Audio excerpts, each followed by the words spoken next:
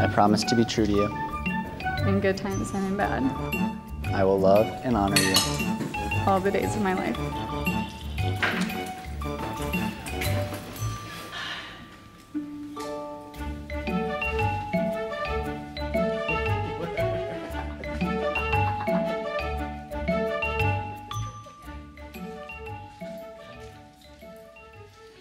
Welcome to week 3 of Mr. and Mrs. Better Half. Let me start with a question today. What does it take to start a marriage?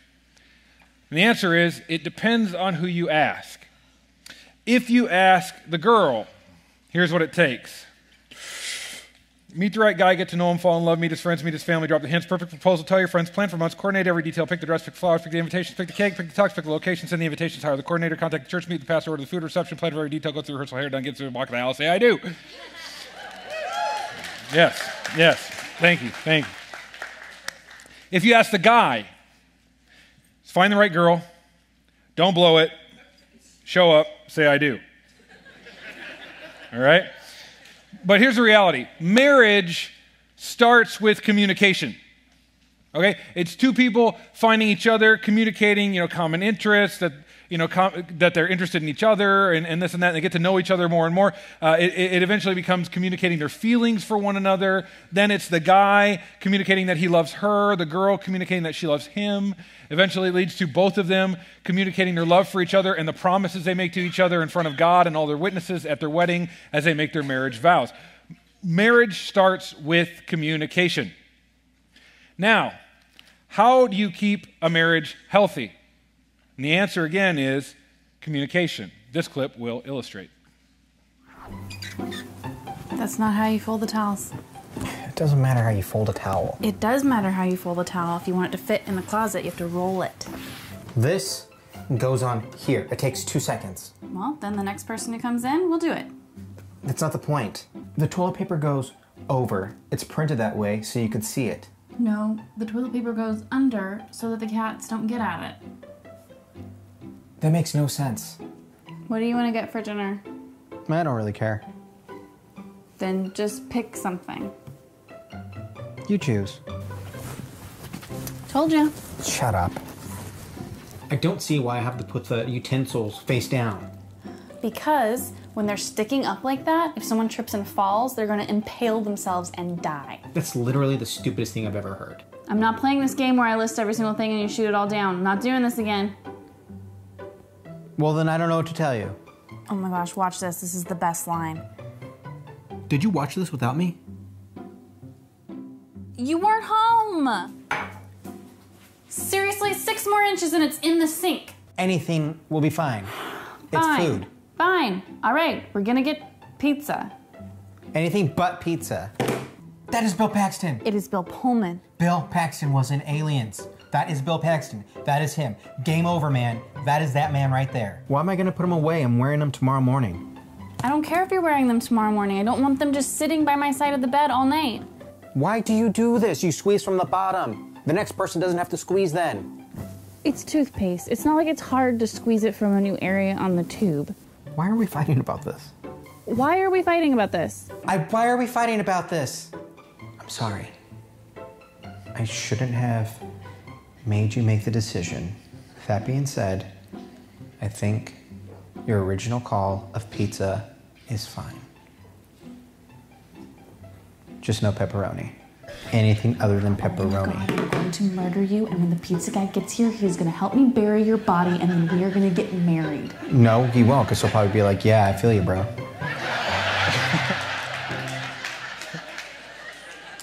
Oh, all kinds of truth there, huh?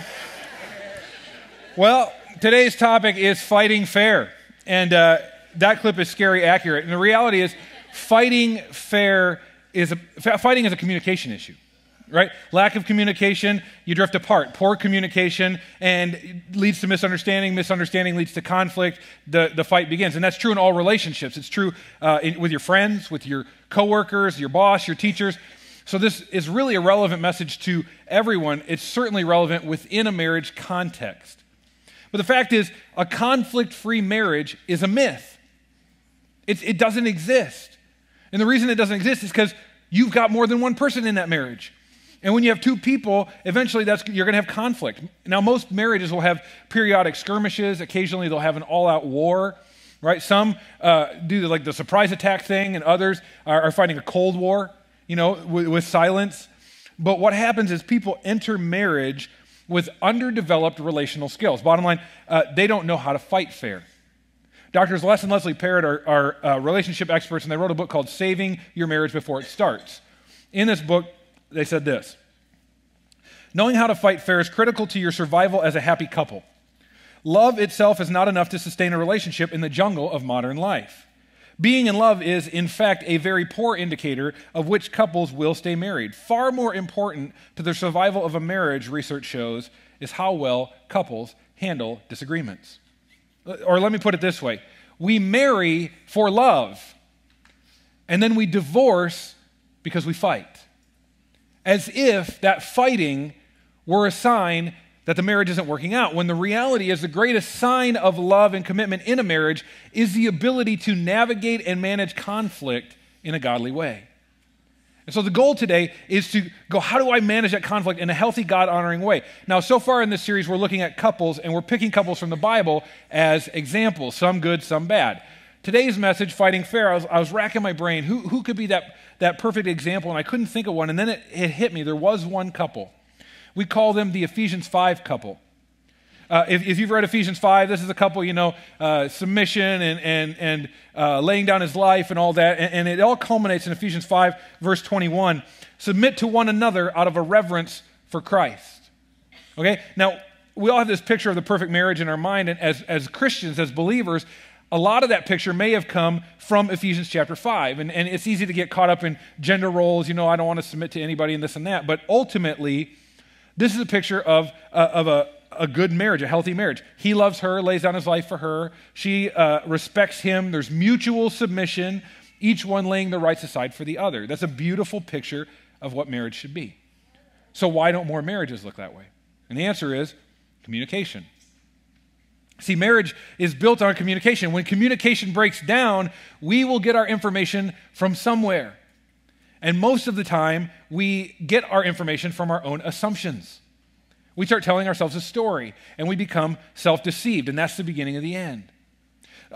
There's a book out there called Leadership and Self-Deception. It's put out by the Arbinger Institute, and it tells a story of self-deception you may be familiar with. Maybe this has happened to you. You're sleeping soundly, and you're awakened by the crying baby.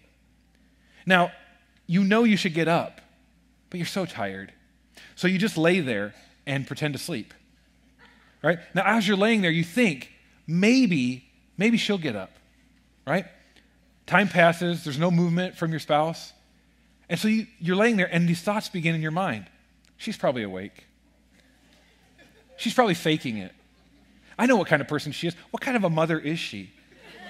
Right? Like, she doesn't care about me. She's so inconsiderate. She doesn't appreciate or understand me. I got to work in the morning. She doesn't think my job is important. And she takes what I do for granted. And you begin to tell yourself this story, right? This is called the cycle of self-deception. We've actually taught this before, but we thought it's so important we needed to review it. The cycle of self-deception always starts with something simple. It doesn't have to be a big issue. It's something we know we should do for our spouse, or we know we should respond in a certain way for our spouse.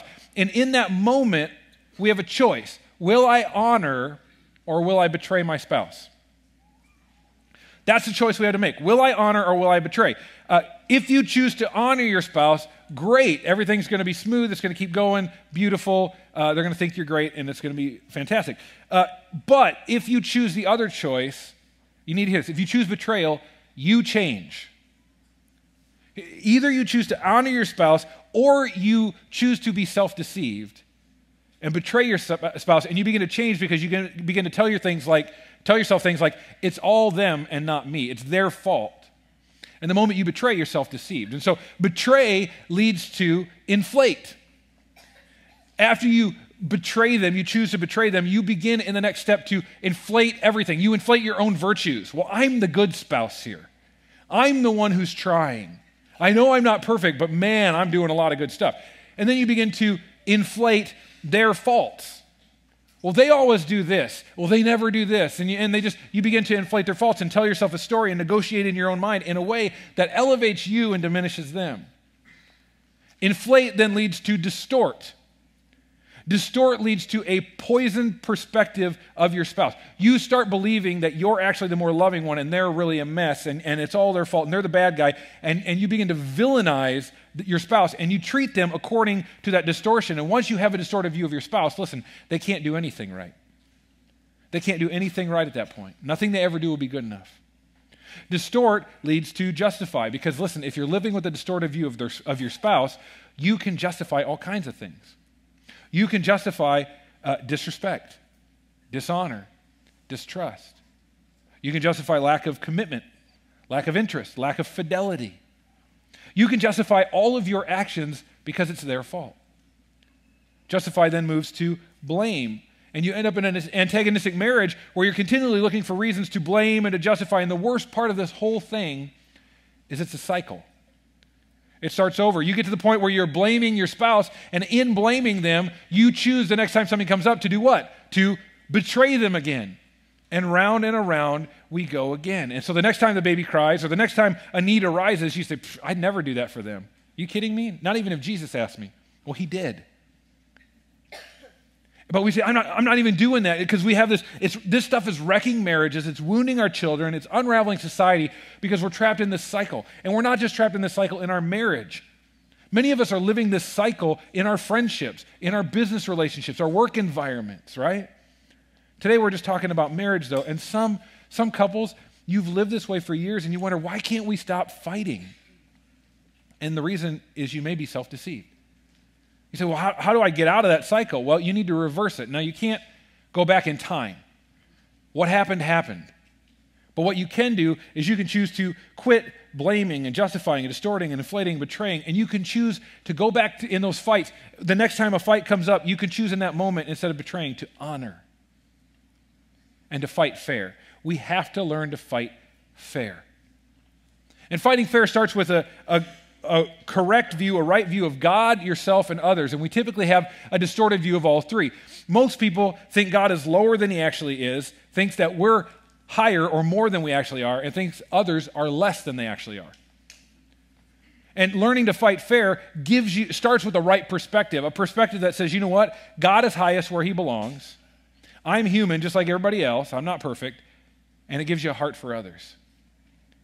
And so what I want to do today is I want to give you keys to fighting fair, whether we're talking about marriage or anything, keys to fighting fair, 4 skills to fighting fair. We're going to look at the Ephesians 5 couple, but to do so, we're going to go to Ephesians chapter 4. So if you're using one of our Bibles, turn with me to page 705. If you didn't bring a Bible, you can raise your hand. The ushers will bring you one. If you don't own one, please raise your hand. We'll just give it to you. Ephesians chapter 4. You should be, if you were here during our Ephesians series, maybe you're familiar with this. We asked you to read Ephesians 9 times. During that 9-week series. Maybe you read it once or twice, or 5 or 9. I'll give you the benefit of the doubt. So maybe you're familiar with this, but Ephesians 4, what we're going to do here is we're going to back up and we're going to go, this Ephesians 5 couple, what had to be true about them before this couple was a couple?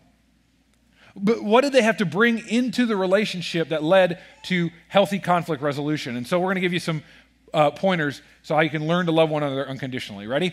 Number 1, be honest with each other. Be honest with each other. Ephesians 4, verse 25. So stop telling lies. That's pretty straightforward. Let us tell our neighbors the truth, for we are all parts of the same body. We got to tell the truth. Now, here it uses the word neighbors. A lot of translations, it's much more broad. It'll just say, tell each other the truth. Tell everyone the truth. This is key to believers, like being fair and honest. And that's the foundation for a fair fight, is honesty. It's obviously important in marriage. The problem is that lying is our native tongue.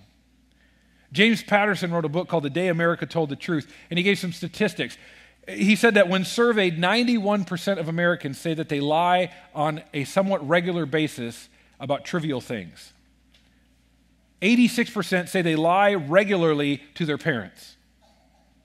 75% say they lie regularly to their friends. And this astounds me. 70% say they lie on a regular basis to their spouse. 7 out of 10 marriages are based on a foundation of lying. Like, how can that be healthy? Right? And what's amazing to me is, and astounding, is not that we lie, it's why we lie. Most people, when asked, would say that they lie because of fear. because of fear. I'm scared to speak the truth, even in love, because I think if I'm honest, then people will push us away. So we don't tell our boss the truth because we're afraid we'll get fired. And we don't tell our teacher the truth because we're afraid we'll get in trouble. And we don't tell our spouses the truth because we just don't want to fight, right? We're afraid they'll get defensive. When the reality is, hiding this stuff from your spouse, when you submerge your true feelings to preserve harmony in marriage, you're actually doing damage. You're actually undermining the integrity of the relationship. You can't fight fair because you don't even know what you're fighting about. I'm going to ask you a question, and this is going to be safe space, okay? Safe space. I'm hoping you do better than the first two services because they prove that we are a culture of liars, okay? How many of you, if you're honest, in the last month, we'll give you a month, how many in the last month you blew up at your spouse? Oh, this is the most honest service ever. Still a bunch of liars, though. How many of you, when you didn't blow up at your spouse, okay, how many of you, when you blow up at your spouse, it's not really about what you're fighting about? You know, you're not really blowing up about how the towels are folded or the toilet paper over and under, and well, maybe the toilet paper thing. But the rest of it, you're not really fighting about those things. There's an underlying issue, but you can't even get to it because you don't have the foundation of honesty for the fight. It has to start with honesty. Now, the fact is, the person I lie to most in marriage is me. The person I lie to most in marriage is me because I tell myself, it's my spouse's fault. And I get into this cycle of self-deception. I choose betray and not honor, and I lie to myself about my own innocence. So listen, what do you need to own in your marriage? What do you need to own? For your marriage to be healthy, to be able to fight fair, you have to own your own self-deception. You have to admit, I'm part of the problem. You have to quit blaming and justifying and distorting and inflating, betraying, and you need to actually start communicating. Early on, Stephanie and I did not do this well. As we mentioned in week 1, a lot of times you get married to someone, you find out they're not who you thought you were married to. That happened to me. I married Steph. Now, if you've met my Steph, if you met my wife, Steph, everyone thinks she's so sweet and wonderful, right? And I would get her home, and it was like Men in Black. It was like, this monster came out, like 3 heads, and then we would go out in public, and she'd suck it back in, and everybody's like, oh, she's so sweet and wonderful. I'm like, you don't even know what's happening at home. It's a fight for my life. I got my taser set to stun, and it's like all the time, and the worst part, she thought I was the monster, which couldn't be true because she was the monster, right? You see the problem? Obviously, we fought a lot. Listen, it was never a fair fight.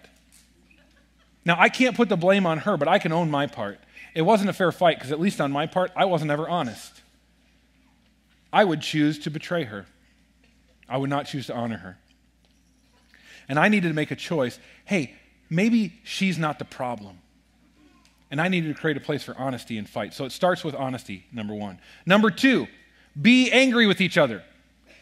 You want your marriage to last? Be angry with each other. Some of you are like, easy, done. Look at Ephesians 4, verse 26 and 27. And don't sin by letting anger control you. Don't let the sun go down while you're still angry, for anger gives a foothold to the devil. Listen, can we just be honest here? Part of honesty means admitting you're angry. And anger is not a matter of if, it's a matter of when. You will be angry at your spouse. The question is, how do you express that anger? It says, in your anger, do not sin. Don't sin by letting anger control you. There was a 4th century bishop, Gregory of Nyssa, and he talked about 3 types of anger, and I want to see if you hear yourself in any of these. He said the first type of anger is wrath. Wrath. This is explosive anger. This is like a volcano. This is the out-of-control person who blows their top every time they get mad, right? If that person's sitting next to you, don't elbow them. The second type of anger is something called ill will. This is a person who's like the slow cooker, right? Anger simmers over time, and it becomes resentment and bitterness and just spite. The third one is something called rancor or vengeance. This is the person, these are the collectors. You do something like, oh, it's like that? Oh, okay. Okay, I got that. And they're keeping a list, a tally of all the things you do wrong until they amass enough information against you that they can destroy you and feel justified, right? Because they break out with vengeance. Now, I won't make you say which one. How many of you, again, honesty, heard yourself in one of those 3, right? Or 2 or 3 or whatever? this is typically, these three ways are how anger expresses itself. But here's something you need to understand that combines all of them. These are all reactive. They're all reactions to choosing betrayal and not honor.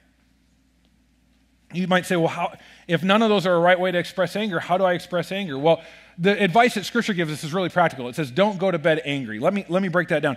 Anger is a God-given emotion that motivates us to deal with our problems and to do so in a timely fashion. Okay? So here's the deal. If you're angry, you're responsible, number one, to be honest about how you're feeling. I am angry with you right now. And number two, to deal with that anger in a godly way before the day is through. If you don't do that, you're going to give the devil a foothold. And many of us, we're giving the devil a foothold just by not dealing with our anger in our marriage. Instead of talking about it, we just do the whole Cold War thing. We get quiet and we don't give the devil a foothold in your marriage by holding on to anger. It's hard enough the way it is. You might say, well, so how do I deal with my anger? The answer is communication. So often anger in our marriage is a result of failed communication because we think our spouse meant one thing, but what we hear is not what they meant at all. It's like what Norman H. Wright says. He says, I know you believe you understand what you think I said, but I'm not sure you realize that what you heard is not what I meant. Anybody had that conversation before? See, communication starts with listening. In James chapter 1, verse 19, it says this, understand this, my dear brothers and sisters, you must all be quick to listen, slow to speak, and slow to get angry. The problem is too many of us in life and in marriage are the opposite. We're quick to speak, angry almost all the time, and don't want to listen to anybody, right? And he says, no, you gotta listen. You gotta hear out your spouse. So number one, be honest. Number two, be angry, but do it in a godly way. Listen to each other, talk it out. Number three, be kind to each other. Be kind to each other. Verse 29, don't use foul or abusive language. Let everything you say be good and helpful so that your words will be an encouragement to those who hear them. Wow, that might be the hard one. That might be the hardest one of the four that we're going to look at. You know, there's a lot of damaging forces on earth, drugs, war, poverty, disease. I would argue maybe the most damaging one is actually words. You know, we've heard sticks and stones may break my bones, but words will never hurt me. So cute, such a lie, right? Because you know that's not true. You know that words can and do hurt and destroy relationships.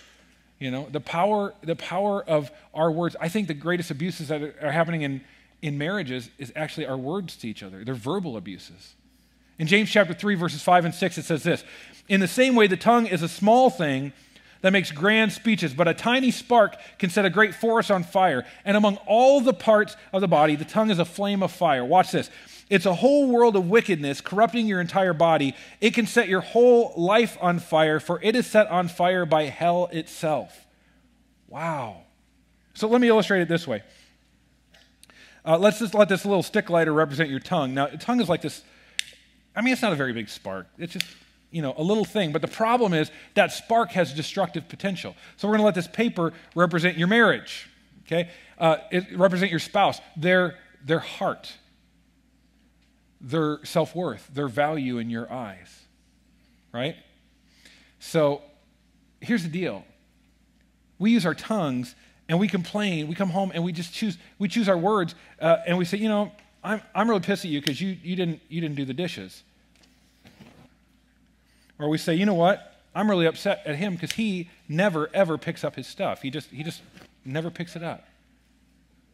And we destroy our spouse's value with our tongues.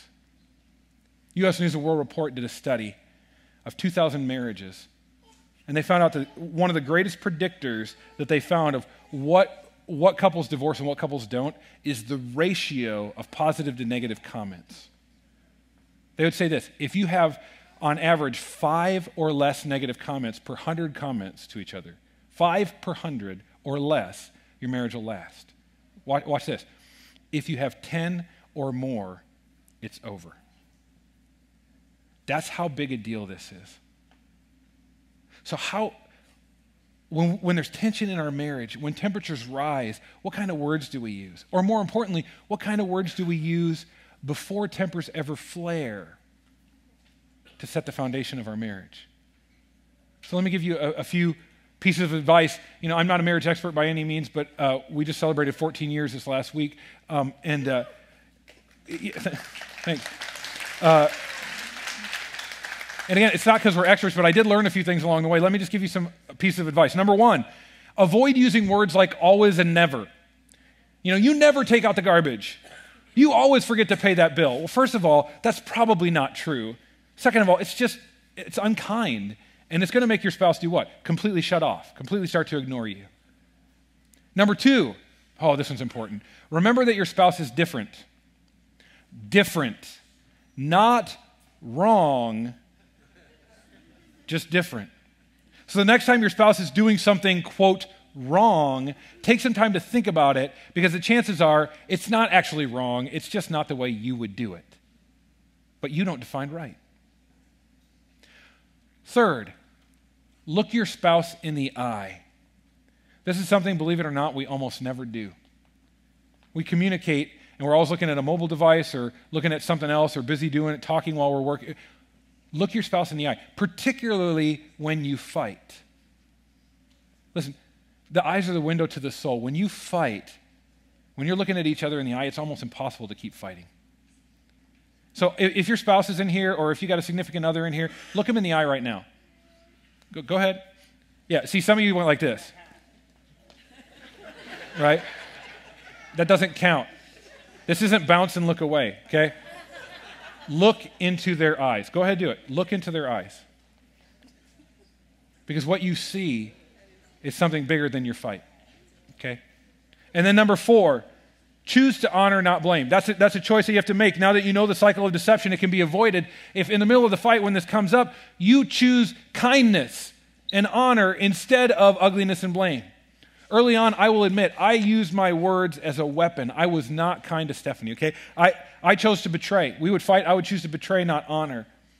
And as I did that, what I was doing, I was forming my heart towards her. I was forming her heart towards me. And those words, our words to each other, were literally we were creating our reality by the words we spoke to each other. And God convicted me, and he changed my language, and I am far from perfect, but we made a commitment to each other. We're going to do everything we can to not speak negatively about each other to other people or to one another at all. And so, I'm doing my best not to choose criticism, and if you're like me, and I fail at this, I mess up. But if you're like me and you have kids around, I want them to hear certain words. I want them to hear how awesome and smart and wonderful and hot I think their mom is. I mean, I flirt with Stephanie in front of my kids all the time, and they're like, "Ooh, Dad, gross." We don't want to hear that, but they say that with a smile on their face, because the truth is, they actually do, because of what it tells them about their mom and dad. And even when we fight, we're trying to work to use words of love, because listen, my kids are learning marriage from me. What do I want them to hear and see? And then 4th, be forgiving with each other. Verse 32. Instead, be kind to each other, tenderhearted, forgiving one another, just as God through Christ has forgiven you. This next statement is probably the hardest statement in this message. Okay?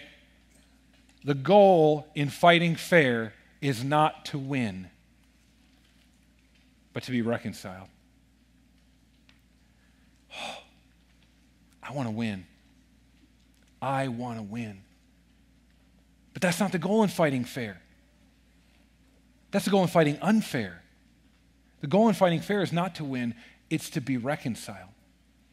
There was an elephant and a crocodile who were swimming in the river, and the elephant spotted a turtle sunning himself on the side, and the elephant waddled over the turtle and picked him up in his trunk and just threw him into the jungle, just hurled him into the jungle. And the crocodile said, "Why did you do that?" And the elephant said, "Well, that turtle almost bit me 50 years ago." And the crocodile was like, "You remember that from 50 years ago?" And the elephant said, "Yeah, I have turtle recall." Now, that's a stupid joke, okay? That's dumb. But it makes a great point that you probably want to write down, okay? Here's the point. Don't be the elephant in your marriage. Don't be the elephant in your marriage. Here's what I mean. Every relationship will have conflict. Whether you hold on to it or not is up to you. Whether or not you hold on to it is up to you. As I said at the beginning of the message, the greatest sign of love and commitment is the ability in marriage to navigate conflict. And part of that is learning to just let go of it. Probably 90% of the couples the issues that couples face are little things they won't let go of. So listen, before you gripe to someone else about your marriage, before you gripe to your spouse about their marriage, about the way they didn't make the bed quite right, or the way they didn't clear the table, or put the dishes in the dishwasher, or put their socks in the hamper, whatever it is, if it is not worth it, think about it and say, is this worth it? If it's not, take some advice from Disney. Let it go, right? This passage says, forgive one another just as Christ forgive you. Remember last month, Pastor Will talked about forgiveness creates forgiveness. So let me ask you, have you ever sinned against God? I mean, duh, right?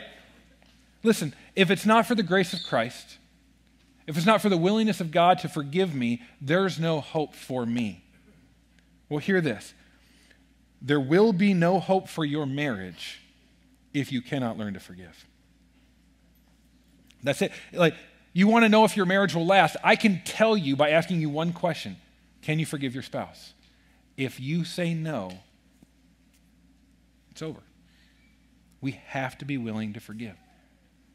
So to sum it all up, be honest, be angry, be kind, be forgiving. In reverence, submit to one another. If you want to have an Ephesians 5 marriage, you have to have an Ephesians 4 life so that when the conflict comes, and it will, you can fight fair for your marriage instead of fighting in your marriage.